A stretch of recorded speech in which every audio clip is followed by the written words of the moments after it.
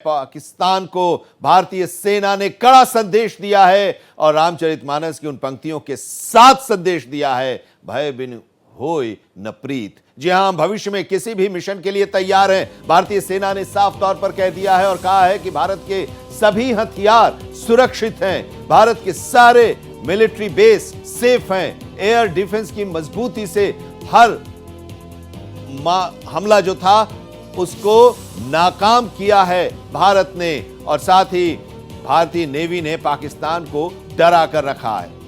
सरकार की तरफ से सेना को पूरा समर्थन था।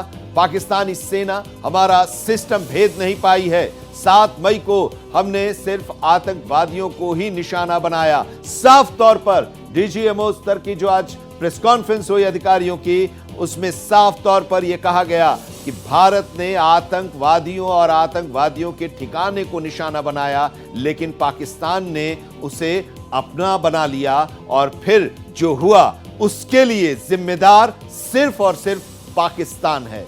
पाकिस्तान उन आतंकवादियों का संरक्षण करने के लिए आ गई और भारत पर हमला करने की कोशिश की, लेकिन हर हमले को भारत ने नाकाम कर दिया। भारत की एयरफोर्स ने, भारत की मिलिट्री ने और भारत के नेवी ने उन्हें नाकाम कर दिया। भारतीय सेना ने अदम्य साहस का परिचय दिया है और संदेश भी दिया कि रामधारी सिंह दिनकर की उन पंक्तियों के जरिए कि यह भी कहा गया कि जब नाश मनुज पर छाता है पहले विवेक मर जाता है, और पाकिस्तान की हालत वही है। और हम लगातार उनको बता रहे थे, चेता रहे थे, लेकिन वो चेत नहीं रहे थे। और जब उन्होंने हमला किया तो भारत ने उसका जवाब दिया, और उस जवाब तुलसीदास की उन पंक्तियों के साथ कहा कि विनय न मानत जलधि जल गए 3 दिन बीत, बोले राम सकोप तब भय बिनु होई न प्रीति। और बिना भय के होता नहीं है कुछ, और इस भय को दिखाना पड़ा, और उस भय की दिखाने में भारत ने पाकिस्तान के एयरबेस को नेस्तनाबूद कर दिया। भारत ने पाकिस्तान में जो आतंकी संगठनों के ठिकाने थे, हेडक्वार्टर्स थे, उसको नेस्तनाबूद कर दिया। और ये सब कुछ जो हुआ उसके लिए सिर्फ और सिर्फ पाकिस्तान ही जिम्मेदार है। डीजीएमओ के लेवल पर बैठक भी होने वाली थी 12 बजे, लेकिन नहीं हो पाई है।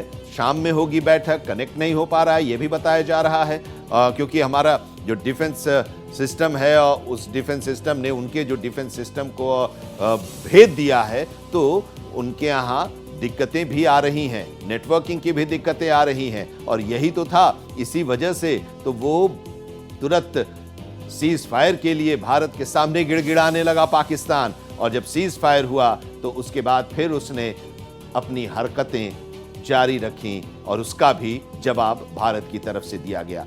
सीधे तौर पर आज डीजीएमओ स्तर के अधिकारियों की जो प्रेस कॉन्फ्रेंस हुई, उसमें उन्होंने कहा कि समझदार के लिए इशारा ही काफी है। और ये जो इशारा है वो इशारा अभी भी पाकिस्तान क्या समझ नहीं पा रहा है। हमारे साथ हमारे 2 सहयोगी जुड़े हुए हैं, editor national affairs KM. Sharma और हमारे संवाददाता राकेश सिंह भी जुड़े हुए हैं। के.एम. शर्मा जी, इशारा समझदार के लिए काफी है, पाकिस्तान उस इशारे को समझते हुए भी न समझने की कोशिश करता आ रहा है, यह देखने को मिल रहा है। जब एक वीडियो दिखाया जा रहा था तो उसमें एक पीछे से साउंड उस पे आ रहा था कि जब नाश मनुष्य पे छाता है तो विवेक पहले मर जाता है। तो उसमें दिखाते हुए ये कहा गया कि कैसे पाकिस्तान तबाह हो रहा है, कैसे ध्वस्त हो गया उनके awake system, defence system, air system और आर्टिलरी का सिस्टम, आर्मी का सिस्टम सारा ध्वस्त हो गया। लेकिन पाकिस्तान फिर भी अपनी पीठ थपथपा रहा है कि हमने भारत से भीख मांग ली।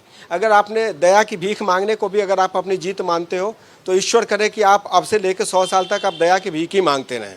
जो सबसे बड़ी बात है कि हमने मिनिस्ट्री ऑफ डिफेंस से एक सवाल पूछा था कि ऑपरेशन सिंदूर में सबसे कठिन मूवमेंट क्या है और क्या था, तो उन्होंने जवाब दिया है कि mountains along LC are toughest. Not only do you have to keep an eye on the enemy, you also have to ensure that no infiltration takes place. One of the toughest job that a soldier can do. तो उन्होंने कहा कि line of control के सामने जो पहाड़ है या जो भी चीज़ें हैं उस पर ये नज़र बनाए रखना कि वहाँ से आतंकवादी अंदर ना आए, वहाँ से कोई गतिविधियाँ ऐसी ना हो जो भारत की संप्रभुता को खतरे में डालें, उस पर निगरानी करना और उसको बचाए रखना ऑपरेशन सिंदूर की सबसे बड़ी, एक तरीके से कहूँ कि टफेस्ट मूवमेंट था और अभी भी है। तो हम ये कहना चाहते हैं कि पाकिस्तान को जिस तरीके से भारत ने बता दिया हर मोर्चे पे, चाहे वो एयर का हो, चाहे वो आर्मी का हो, मतलब थल का हो, या फिर आपका एक तरीके से हम बात करें कि आपका जल का हो, हर फ्रंट पे हमने उनको पीटा है। और बीएसएफ ने भी जम के उनको शिकस्त देने में भूमिका निभाई है, जिसको बधाई भी दी गई। तो मुझे लगता है कि पाकिस्तान को ये समझ लेना चाहिए। लेकिन पाकिस्तान के बारे में जितने समाजशास्त्री हैं वो यही कहते हैं, या जो पॉलिटिकल पंडित हैं वो यही कहते हैं कि पाकिस्तान अपनी हरकतों से बाज नहीं आएगा। 2-4-6 महीने फिर विश्व से पैसा मांगेगा, फिर रसद इकट्ठा करेगा, फिर आतंकवादियों को ट्रेनिंग देगा और फिर कोई हमले करने की तैयारी करेगा। बिल्कुल। और राकेश सिंह भी हमारे साथ जुड़े हुए हैं। राकेश जी, जरा बताइए, राजधानी दिल्ली में हलचल लगातार अभी भी जारी है। प्रधानमंत्री के साथ बैठकों का दौर चल रहा है। तमाम बड़े अधिकारी जो हैं, रक्षा विभाग के सचिव, रक्षा मंत्रालय के रक्षा मंत्री और तीनों सेना के प्रमुख, सीडीएस और एनएसए, बैठकों का दौर चल रहा है। अभी की क्या हलचल है?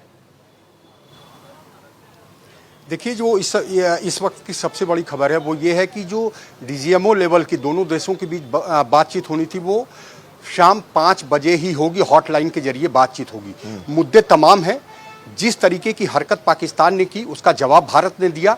इसके बाद पाकिस्तान ने भी वहाँ से जिस तरीके से हमला किया और सिविलियन पे हमला किया, मंदिर और इसके अलावा गुरुद्वारों पे हमला किया, तो ज़रा सोचिए कि पाकिस्तान की हिमाकत कितनी बड़ी है।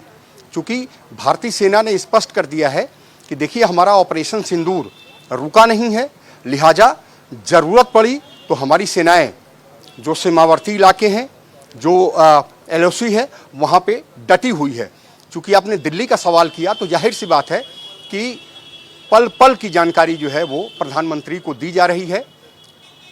प्रधानमंत्री भी चाहे वो एनएसए हों, तीनों सेनाओं के प्रमुख हों, उनसे मुलाकात कर रहे हैं और पल पल की जानकारी ले रहे हैं। लेकिन अब सबकी निगाहें अगर विजय टिकी हुई है तो वो है जो डीजीएमओ लेवल की 5 बजे शाम को जो बात होनी है, उसमें क्या कुछ निष्कर्ष निकल कर के सामने आता है, क्या मुद्दे होते हैं। चूँकि भारत जाहिर सी बात है आतंकवाद का मुद्दा उठाएगा और पाकिस्तान को जरूर घेरेगा। चूँकि जिस तरीके से पहलगाम में 26 लोगों की नृशंस हत्या की गई जी, वो कहीं से भी किसी भी देश ने ये नहीं कहा कि ये आतंकवादी कार्रवाई नहीं है। चूंकि इसके पीछे पाकिस्तान है और उसका चेहरा बेनकाब हो चुका है, लिहाजा वो तमाम ऐसी बातें हैं जो भारत इस जो डीजीएमओ लेवल की वार्ता है जो हॉटलाइन के जरिए होगी उसमें उठाएगा और ये बताएगा और लगातार तस्वीरों के जरिए, वीडियो के जरिए ये बता भी रहा है और हम दिखा भी रहे हैं कि किस तरह से जब आतंकियों को भारत ने मार गिराया, उनके फ्यूनरल में, उनके अंतिम संस्कार में वहां के सेना के बड़े अधिकारी शामिल होते हैं, वहां की सरकार के लोग शामिल होते हैं और अपनी श्रद्धांजलि अर्पित करते हैं। तो ये साफ दिखाया जाता है और साफ देखने को मिल रहा है। ग्रुप कैप्टन यूके देवनाथ भी हमारे साथ, retired group captain UK Devnath ji भी हमारे साथ जुड़े हुए हैं, रक्षा विशेषज्ञ, और लगातार हम इनसे इस पूरे दौर में चर्चा करते आ रहे हैं और समझते आ रहे हैं परिस्थितियों को। अभी की जो परिस्थितियां हैं, जब सीज फायर हो गया है, सर आपका बहुत स्वागत है, सीज फायर हो गया है, डीजीएमओ स्तर की बातचीत का हम इंतजार कर रहे हैं और ये काफी अहम आज बातचीत होगी। इससे बहुत कुछ आगे की तस्वीर भी साफ होगी। किस तरह से आप देख रहे हैं? हाँ जी, हाँ, देखिए, जब भी डीजीएमओ लेवल पर बात होगी, अभी शाम को 5 बजे बात होगी, तो डीजीएमओ उभय पक्ष को बहुत इंस्ट्रक्शन जो है बहुत साफ है कि उभय पक्ष की सरकार, भारत की सरकार भी और पाकिस्तान की सरकार भी जो कोशिश कर रही है सीज फायर को मेंटेन करने के लिए, उसको मेंटेन करने में डीजीएमओ अपना अहम रोल अदा करें। उभय पक्ष के जो डीजीएमओ हैं वो जाहिर बात है जब बातचीत करेंगे तो एक दूसरे को दबाव में डालने की कोशिश नहीं करेंगे, उभय पक्ष के जो डीजीएमओ हैं एक दूसरे को धमकाने की कोशिश भी नहीं करेंगे। सिर्फ इतना करेंगे कि जैसे भारत के डीजीएमओ पाकिस्तान के डीजीएमओ को बताएंगे कि किस तरह से पाकिस्तान की फौज ने सीज फायर का उल्लंघन किया है, और उसके जो सबूत हैं वो पाकिस्तान के डीजीएमओ को दिए जाएंगे, और पाकिस्तान के डीजीएमओ को कहा जाएगा कि आप अपने फौज के जो अफसरान हैं, खास तौर से मैं बताता हूं, होता ऐसा है कि युद्ध के दौरान कई बार ऊपर से राजनीतिक नेतृत्व कहता है कि सीज फायर करो, जो बड़े अफसर हैं, जनरल साहब हैं, वो कहते हैं सीज फायर करो, लेकिन वो खबर खास तौर से जो यंग कैप्टन होते हैं, मेजर होते हैं, जेसीओ साहिबान होते हैं, थोड़ा जोशीले होते हैं। तो उभय पक्ष के डीजीएमओ, भारत के डीजीएमओ पाकिस्तान के डीजीएमओ को बताएंगे कि वो अपने यंग ऑफिसर्स को काबू में रखें कि ठीक है, फायर ना करें, क्योंकि पाकिस्तान ने डिप्लोमेटिक चैनल पर हमें ये बता दिया है कि उनका इरादा सीज फायर को मेंटेन रखने का है। तो दोनों ही डीजीएमओ आपस में एक सौहार्दपूर्ण तरीके से बात करते हैं ताकि बनी बनाई बात बिगड़ ना जाए, ताकि तनाव का जो माहौल है वो उसमें तनाव कम हो जाए। तनाव डीजीएमओ लेवल पर बातचीत करते वक्त तो तनाव को बढ़ाने की कोशिश नहीं करते, नहीं करेंगे। जी, लग रहा है आपको सर कि पाकिस्तान को इस बार जो चोट मिली है, इस बार जो घाव भारत की सेना ने दिया है, उसके बाद पाकिस्तान कुछ सुधरेगा? देखिए, मैं आशावादी हूं। दुनिया उम्मीद पर कायम है। मैं आपको एग्जांपल दे सकता हूं कि द्वितीय विश्व युद्ध में अमेरिका और जर्मनी दुश्मन थे, लेकिन आज वो सबसे पक्के दोस्त हैं। अमेरिका ने तो द्वितीय विश्व के अंत चरण में जापान के ऊपर एटम बम गिरा दिया था, लेकिन आज वो पक्के दोस्त हैं। इस तरह के एग्जाम्पल मैं आपको सैकड़ों दे सकता हूं। लेकिन तो आज डीजीएमओ के जो प्रेस कॉन्फ्रेंस थी उसमें उन्होंने कहा कि, और भारत ये लगातार कहते आ रहा है, आपसे भी चर्चा होती रही है, तब भी आपने कहा कि हम पाकिस्तान पर हमने हमला नहीं किया, हमने आतंकवादियों और आतंकवादियों के जो हेडक्वार्टर हैं, उनके जो ठिकाने हैं, उस पर हमने हमला किया, लेकिन उन्होंने इसे अपना समझ लिया और हमारे ऊपर, हमारे सिविलियंस पर आकर वो हमला करने लगे। तो जो कुछ भी हुआ उसके लिए वो जिम्मेदार हैं। तो यही कि अभी भी तो वो उनको प्रोटेक्शन दे ही रहे हैं, उनके अंतिम संस्कार में वो शामिल हो रहे हैं, श्रद्धांजलि अर्पित कर रहे हैं, चाहे वो राष्ट्रपति उनके हों, प्रधानमंत्री हों, या फिर सेना के अधिकारी हों, या फिर खुद सेनाध्यक्ष हों, या सरकार के दूसरे मंत्री हों। जी हाँ, देखिए, डीजीएमओ की मीटिंग अलग है और पाकिस्तान का जो एक विचार है कि आतंकवाद के द्वारा वो भारत को नुकसान पहुंचाएगा, ये दोनों मामले अलग अलग हैं। फिलहाल क्योंकि दोनों युद्ध उलझे हुए थे, दोनों देश उलझे हुए थे 4 दिन से, तो अभी डीजीएमओ लेवल की मीटिंग में ये कोशिश की जाएगी कि सीज फायर बना रहे। जब हमारे डीजीएमओ पाकिस्तान के डीजीएमओ से बात करेंगे तो बातचीत का माहौल यानी दिशा सिर्फ एक तरफ ही होगा कि पाकिस्तान की तरफ से आते हुए फायर को या यूएवी और ड्रोन को बाहर रोक कर रखें। अभी शाम को 5 बजे जो मीटिंग होनी है उसमें पाकिस्तान जो लगातार आतंकवादियों का इस्तेमाल करके भारत को नुकसान पहुंचाने की कोशिश कर रहा है, वो टॉपिक नहीं डिस्कस किया जाएगा। ठीक है जी, ठीक है। अब वो टॉपिक डिस्कस नहीं किया जाएगा। अभी बातचीत जो होगी वो सिर्फ और सिर्फ कि सीज फायर को मेंटेन करें, घुसपैठ न होने दें और कोई फायरिंग उस पार से इस तरफ न हो। केम शर्मा जी से जरा हम समझने की कोशिश करते हैं, क्योंकि आज जब प्रेस कॉन्फ्रेंस हुई तो उसमें महाभारत की पंक्तियां भी आईं, रामधारी सिंह दिनकर की कविता की लाइनें आईं, और उस पर फिर रामचरितमानस का चौपाई भी सामने आया। लेकिन उसमें यह भी है ना कि द्रौपदी ने कृष्ण से पूछा कि क्या वाकई रुक जाएगा कुरुक्षेत्र का रण, क्योंकि वो चाहती थी कि युद्ध हो। तो कृष्ण ने कहा कि दुर्योधन तो मतवाला है, कुछ नहीं समझने वाला है। इसको इस रूप में समझा जाए, क्या दुर्योधन समझदार हो गया है, माने हम? दिक्कत यह है कि हम लोग पाकिस्तान की चर्चा कर रहे हैं। बेसिकली चर्चा यहाँ पे आतंकिस्तान की होनी चाहिए। पाकिस्तान जो है वो आतंकवाद का पर्याय बन चुका है और आतंकवादी न तो उनके सरकार के कंट्रोल में है, न उनकी सेना के कंट्रोल में है, और वह स्वतः अपने आप कंट्रोल में भी नहीं है।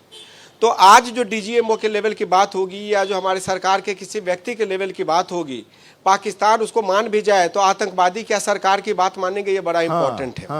क्योंकि मुझे याद है कि कारगिल युद्ध में भी उनको मुंह की खानी पड़ी थी और बड़ी बुरी तरीके से मारे गए थे।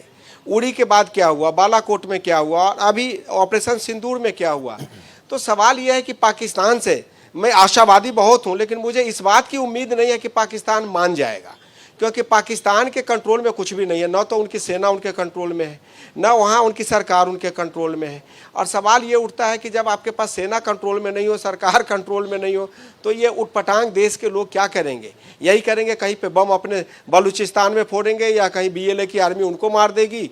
तो कुल मिला के ये होना है कि बहुत ज़्यादा पाकिस्तान से उम्मीद नहीं रखनी चाहिए। लेकिन हाँ, डर तो उनको है। उनको अब ये पता चल गया है कि भारत अपने सीमा में रहते हुए आपके रावलपिंडी, कराची और पेशावर तक आपको उड़ा सकता है, और आपने अगर एक कोशिश की कुछ करने की तो रास्ते में आपकी मिसाइल गिर गई। तो अब पाकिस्तान को ये मान लेना चाहिए कि भारत से पंगा लेना थोड़ा ठीक नहीं रहेगा। बिल्कुल, और ये वो भारत नहीं है, ये नया भारत है, और इस नए भारत में ने दिखा दिया पाकिस्तान को कि 100 किलोमीटर दूर हम बिना लाइन ऑफ कंट्रोल और इंटरनेशनल बॉर्डर को क्रॉस किए उस ठिकाने पर सटीक निशाने के साथ अटैक कर सकते हैं, और ये क्षमता है, और उसको बर्बाद कर सकते हैं। और ये पाकिस्तान ने देख लिया, और दुनिया ने भी भारतीय सेना के इस अदम्य साहस को देखा है। राकेश जी, आप बता रहे थे कि अब धीरे धीरे स्थितियां नॉर्मल होती जा रही हैं, और इसी को देखते हुए जी जी जी बीती रात जो है देखिए शांति से बीती है। हाँ, एक लेकिन मिनट पाकिस्तान आते हैं का कोई राकेश भरोसा जी। नहीं है, राकेश जी क्योंकि आते हैं। वहाँ पे- देवनाथ जी कुछ कहना चाह रहे थे। जी देवनाथ जी।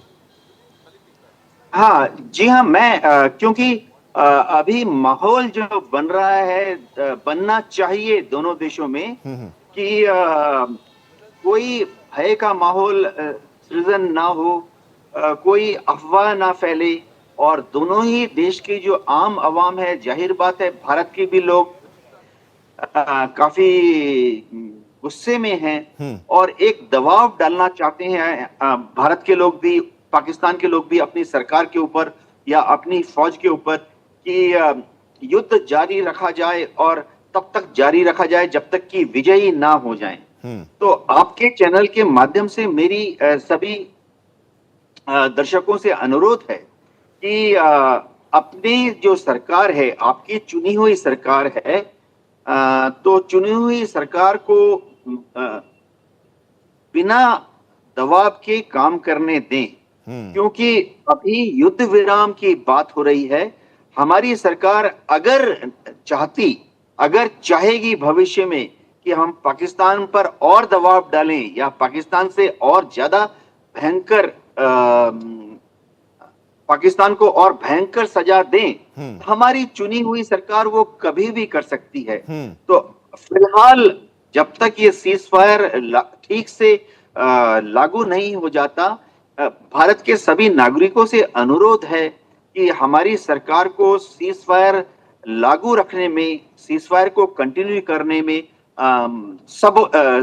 मदद करें, सपोर्ट करें। ठीक है जी। तो ये तो पूरा भारत और भारत के लोग सब एक साथ खड़े हैं और भारतीय सेना के साथ खड़े हैं, और उनके अदम्य साहस पर वो क्लैपिंग भी कर रहे हैं और उनका हौसला अफजाई भी कर रहे हैं। राकेश जी, नॉर्मलसी की बात हम कर रहे थे, और जो एयरपोर्ट्स को बंद किए गए थे उन्हें भी खोल दिया गया। अब ऐसा लग रहा है कि धीरे धीरे पाकिस्तान भी अब समझने लगा है, और उसके बाद से जो थोड़ी बहुत गलती उसने की थी सीज फायर की घोषणा के बाद, फिर से उसने